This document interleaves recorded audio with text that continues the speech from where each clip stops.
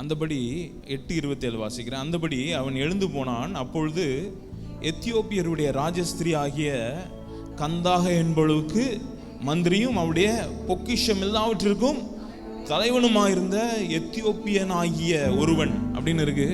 Ethiopian ஆகிய ஒருவன் அப்படின்னு தமிழில் இருக்கு. ஆனால் இங்கிலீஷில் எத்தியோப்பியன் ஈனக்குன்னு இருக்கு. ஈனக்னா அன்னகர். அன்னகர்னா யாருன்னு தெரியும் தானே, தேர்ட் ஜெண்டர் இல்லையா. ராஜஸ்திரீக்கு எப்போதுமே மொர்தகாயும் ஒரு அன்னகர், தானியலை ஒரு அன்னகராக மாற்றிட்டாங்க. எல்லாரும் ஒரு மந்திரிக்கு ஒரு ராஜஸ்திரீக்கு இதாகணும்னா அவங்க வந்து ஒரு அன்னகராக மாற்றணும். அதான் அந்த நாட்களில் புரோட்டோகால் மாற்றிடுவாங்க. இப்படி இருக்கும்போது மாற்றிட்டாங்க. இவன் எருசலேமுக்கு வாரான், ஆராதிக்கிறதுக்கு தான் வாரான், ரொம்ப தூரத்துலேருந்து தொழுது கொள்வதற்கு வாரான். ஆனால் இவனுக்கு மேசியாவை குறித்து, இயேசு கிறிஸ்துவை குறித்து அறிவே கிடையாது. எகிப்துலேருந்து எத்தியோப்பியாவிலேருந்து எருசலேமுக்கு வருஷம் வருஷம் வாரான். வருஷம் வருஷம் வந்தாலும் இவனுக்கு எந்த ஸ்லாக்கியமும் கிடையாது. இவன் வந்து சர்ச்சுக்குள்ளே வர முடியாது. ஏன்னா இவனை மனுஷனில் ஒன்றாவே இவங்களை என்ன பண்ணலை, அங்கீகரிக்கலை. மோசேயுடைய நியாயப்பிரமாணம் வேற இவனை வெளியே தள்ளி தான் வைக்குது, வெளியே தள்ளி வைக்குது. இவன் வந்து ஆராதிக்க முடியாது, ஆராதனையில் பங்கு கொள்ளலாம், தூரத்துலேருந்து பார்க்கலாம். கோயில் கொடை மாதிரி ஞாபகம் வச்சுக்கோங்களேன். கோயில் கொடையில் எல்லாரும் வராங்க, இவன் அப்படியே தூரமாக இருந்து பார்த்துட்டு தரிசிச்சுட்டு அப்படியே ஊர் திரும்பி போகிறான். போகிற வழியில் ஏசியா தீர்க்க தரிசன புஸ்தகம் ரோல், அவனுடைய அந்த புத்தக சுருள் அவன் கையில் கிடைக்குது. அந்த புத்தக சுருள் அவன் கையில் கிடைச்ச உடனே என்ன நடக்குதுன்னா அதை வாசிச்சுக்கிட்டே வரான். ஏசாயாவை வாசிக்கிறது ரொம்ப முக்கியம். ஏன்னா ஏசாயாவில் தான் வாக்குத்தத்தம், இந்த அன்னகரையும் ஆண்டவர் இன்க்ளூட் பண்ணுற வாக்குத்தத்தங்களெல்லாம் யார் தான், ஏசாயா தான் என்ன பண்ணார். மோசே தள்ளி வச்சாலும் ஏசாயா வந்து சொல்கிறாரு, அவர் தள்ளி சட்டம் உங்களை தள்ளி வச்சுருந்தாலும், சட்டம் உங்களை புறம்பாக வச்சுருந்தாலும் அப்பா ஒருத்தர் இருக்கிறாரு. அவர் என்ன பண்ணுவார்னா, குமாரன் குமார்த்திகளுக்கு என்ன ஸ்லாக்கியமோ அதே இடத்த உங்களுக்கு என்ன பண்ணுவார், தருவாருங்கிற வாக்குத்தத்தம் ஏசியா சொல்லியிருக்கார். அப்போ ஏசியா ரொம்ப பிடிக்கும், ரொம்ப ஃபேவரட் புத்தகம் நினச்சிக்கிறேன். அவன் அதை எடுத்து வாசிட்டு இருக்கான். வாசிக்கும் போது அப்படியே பின்னாடி இருந்து வாரான், ரிவர்ஸ்லேருந்து வாரான். 56 ஏசியா 56 இருக்கு ஒரு முக்கியமான ஒரு ஸ்டோரி. ஆக்சுவலாக அவன் சொன்னது 53 கோட் பண்ணது. ஆனால் அவன் வாக்குத்தத்தம் அவனுக்கு 56 இருக்கும் போது தான் இவ்வளோ இருக்க, ஆனால் வாக்குத்தத்தம் நிறைவேறலைங்கிற அந்த டைமிங்குள்ளே வரான். 56 ஏசியா 56 வாசி பாருங்க. ஏசியா 56 1-2 இருக்கு பாருங்களேன். கர்த்தர் சொல்லுகிறார், அது வந்து 3வது வசனம் வாசி பாருங்க. 3வது வசனம், கர்த்தரை சேர்ந்த அந்நிய புத்திரன், கர்த்தர் என்னை, எல்லாம் சொல்லுங்க, அந்நிய புத்திரன், கர்த்தர் என்னை தம்முடைய ஜனத்தை விட்டு முற்றிலும், எப்படி இருக்கான், கர்த்தர் என்னை தம்முடைய ஜனத்தை விட்டு முற்றிலும் பிரித்து போடுவார் என்று சொல்லானாக. அன்னகனும் இதோ நான் பட்ட மரம் என்று. நீங்கள் இங்கிலீஷ் பைபிளில் வாசிச்சு பாருங்க. இந்த அன்னகன் தான் யாரு, காந்தாகை மந்திரியோடைய காந்தாகை மந்திரி. அவன் அன்னகன். அவங்களுடைய நிலைமை நினச்சி பாருங்க. பொண்ணுக்கும் மகளுக்கும் இருக்கிற ஸ்லாக்கியம் கிடையாது, ஆப்பர்ச்சுனிட்டி கிடையாது, எந்த பாக்கியமும் அவங்களுக்கு கிடையாது. அவங்க உடன்படிக்கைக்கு தூரமாக இருக்கிறாங்க. ஆண்டவரை தொழுது கொள்ள கூட முடியாது. பரவாயில்லப்பா, உடன்படிக்கை தான் வேண்டாம்ப்பா, ஆண்டவரை ஆராதிக்கிறோமா, அந்த சான்ஸ் அது எங்களுக்கு இருக்கா, அதுவும் கிடையாது. அதுக்கு வெளியே இருக்கிறாங்க. ஆனால் அவங்களுக்கு வாக்குத்தத்தம் ஏசியா சொல்கிறாரு. என்ன சொல்கிறாரு பாருங்க, அன்னகன் இதோ நான் பட்ட மரம் என்று சொல்லானாக. ஒரு 3 பேரை பார்த்து சொல்லுங்களேன். நீங்கள் வெளியே இருந்தீங்க, நம்ம அந்த பாடல் பாடமாக அவர் சொன்னார் இல்லையா, நம்ம லைஃப்பை நினச்சி பார்த்தோம், வெளியே தான் இருந்தோம், அந்த காலத்தில் இருந்தோம், தூரமாக இருந்தோம், உடன்படிக்கைக்கு தூரமாக இருந்தோம், அப்பா பிள்ளைங்கிற உறவே தெரியாமல் இருந்திருந்தோம். நமக்கு தான் தெரியல, ஆனால் அப்பாவுக்கு தெரிஞ்சிருக்கு. உலக தோற்றம் முன்னே நம்மளை பிள்ளைகளாக என்ன பண்ணியிருக்கிறாராம், முன் குறித்திருக்கிறார். உலகம் தோற்றத்திற்கு முன்பதாகவே அவர் என்னுடைய தகப்பன், நான் அவருடைய பிள்ளை அப்படிங்கிறத முன் குறித்திருக்கிறார். ஆனால் சட்டங்கள்லாம் என்ன பண்ணுது, இவங்களை எக்ஸ்க்ளூட் பண்ணி இவங்களை புறம்பே தள்ளி விடுகிறது. இவங்களை வந்து வெளியே வச்சே அவங்க வாழ்க்கையை வாழ வைக்குது. வெட்கம், புறம்பே தள்ளுதல், புறக்கணிப்பு, இதெல்லாம் தவிர்க்க முடியாத ஒன்று. இவன் பெரிய மந்திரி, அவன் மந்திரியோட யாராக இருந்தாலும் என்ன, அவன் வந்து அன்னகன். ஆனால் வாக்குத்தத்தம் வாசித்தீங்கன்னா அங்கே இருக்குது, என்ன இருக்குது பாருங்களேன். அந்த இதை வாசிட்டு திரும்ப வாங்க. அண்ணன் 3வது வசனம் எல்லாரும் சேர்ந்து சொல்லுங்களேன்.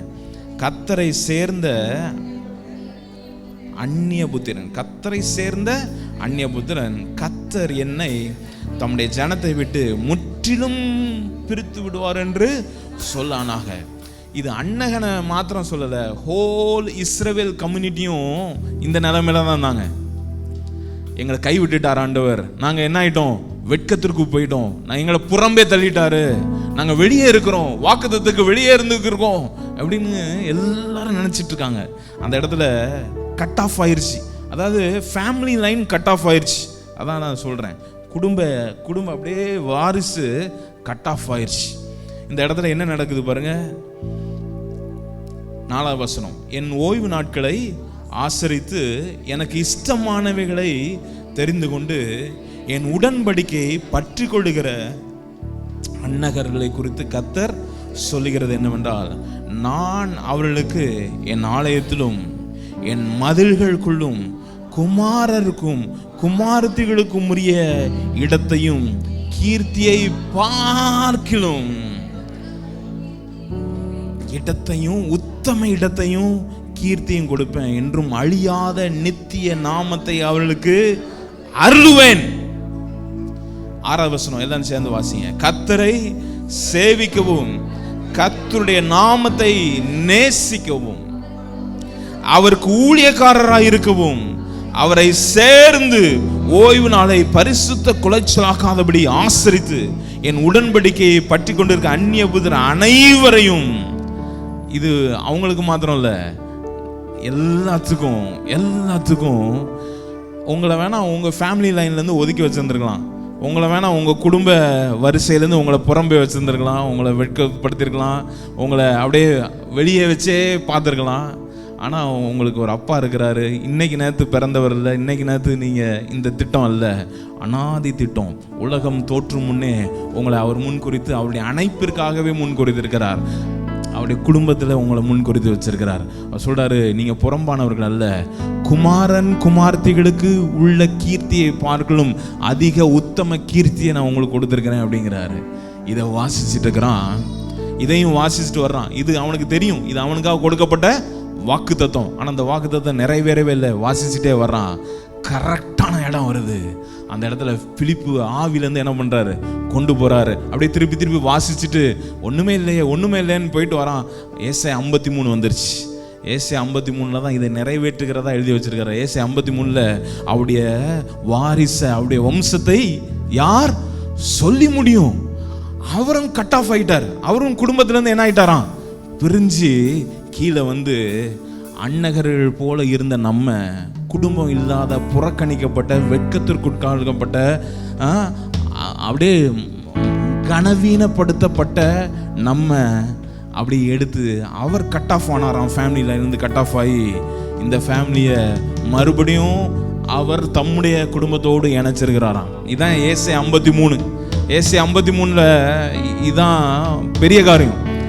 He was cut off from his line. அவர் புறக்கணிக்கப்பட்டு அந்த இடத்த தான் கோட் பண்ணியிருக்காங்க. பாருங்களேன், ஏசாயா 53 வாசி பாருங்க. இப்போ அப்போஸ்தலர் நடவடிக்கைகள் 8வது அதிகாரம் வாங்க, நம்ம வாசி இடத்த வாங்க. இங்கே பாருங்க, அவன் வாசித்த, இது தெரியும் அவனுக்கு, ஆனால் இது நடக்கலை. அவன் வாசித்த வேத வாக்கியம் என்னவென்றால் 32வது வசனம், அவர் ஒரு ஆட்டை போல அடிக்கப்படுவதற்கு கொண்டு போகப்பட்டால் மயிர் கத்திரிக்கிறவனுக்கு முன்பாக சட்டமிடாது இருக்கிற ஆட்டுக்குட்டியை போல அவர் தமது வாயை திறவார்ந்தார். அவர் தம்மை தாழ்த்தின போது அவருடைய நியாயம் எடுப்பட்டது, அவருடைய ஜீவன் பூமியிலிருந்து எடுப்பட்டு போயிற்று, அவருடைய வம்சத்தை யாராலே சொல்லி முடியும்? இந்த இடத்த வாசிச்சோன்னே ஒரு வெளிப்பாடு வருது. பிலிப்பு உடனே மந்திரி பிலிப்பை நோக்கி, தீர்க்கதரிசி யாரை குறித்து இதை சொல்லுகிறார்? தம்மை குறித்தோ வேறு ஒருவரை குறித்தோ எனக்கு சொல்ல வேண்டும் என்றார். அப்பொழுது பிலிப்பு பேச தொடங்கி இந்த வாக்கியத்தை முன்னிட்டு இயேசு கிறிஸ்துவை அவனுக்கு பிரசங்கித்தான். என்ன சொல்ல வரேன், கட் ஆஃப் ஆன ஒரு ஆளை, கட் ஆஃப் ஆன ஒரு மேசியா வந்திருக்காருப்பா உனக்காக. அவரும் புறக்கணிக்கப்பட்டவர் தான், அவரும் உன்னைய மாதிரி வாதிக்கப்பட்டவர் தான், அவரும் உன்னைய மாதிரி காயமானவர் தான், அவரும் உன்னைய மாதிரி வெட்கத்திற்குள்ளானவர் தான்.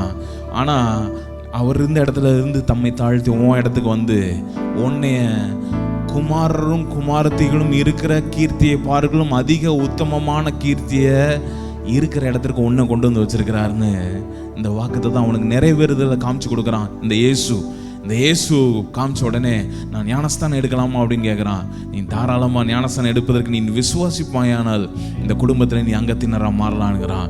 ஞானஸ்தானம் எடுக்கப்படுகிறான். அவன் மிகுந்த சந்தோஷத்தோடு போனானா. நம்ம என்ன கதைனா, இது அவன் கதை இல்லை, இது நம்ம கதை. This is our story, this is your story. ஒருவனும் நான் பட்ட மரம் என்று சொல்லாதிருப்பானாக. ஒருவனும் நான் பட்ட மரம் என்று, பக்கத்தில் பார்த்து சொல்லுங்க, நீங்க பட்ட மரம் கிடையாது, நீங்க ஆண்டவர் நாட்டின மகிமையின் விருட்சம். ஆண்டவர் நாட்டின மகிமையின் விருட்சம். இதோட அற்புதம் உங்களுக்கு வேற என்ன வேணும்? இதோட அதிசயம் வேற என்ன வேணும்? எனக்கு சொல்லுங்க. நீங்க இதை காட்டிலும் அதிசயம் என்ன? இதை காட்டிலும் விவரிக்க முடியாத காரியங்களை செய்கிறாராம், விவரிக்க முடியாத அற்புதங்களை. இதெல்லாம் செஞ்சிட்டாருன்னா மற்ற எல்லாவற்றையும் உங்களுக்கு அருளாது இருப்பது எப்படி? மற்ற எல்லாம் அவரே நமக்கு தந்திருக்கிறார். அவர் வீட்டை கொடுத்திருக்கிறார். அவர் இடத்த, பிள்ளைக்குள்ளான இடத்த நமக்கு கொடுத்திருக்கிறாரே. எவ்வளவு பெரிய ஸ்லாக்கியம் பாருங்க.